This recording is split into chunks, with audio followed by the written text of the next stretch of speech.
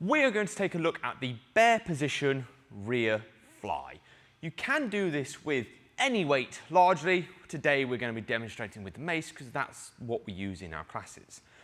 For the bare rear fly, first thing you need to do is set up in the bare position. So you want to be on all fours, hands underneath shoulders, knees underneath hips, toes dug into the floor, and we lift the knees up just slightly off the floor, and that's your bare position, holding nice and taut in the legs and the abs.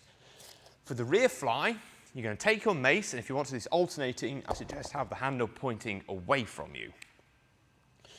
From the bare position, you're going to grasp the mace at the centre of gravity, brace your body because you're going to want to tilt here, you want to stay still as you can, and with a straight arm, lift the mace out to the side and back down. We can change hands to alternate, out to the side and down.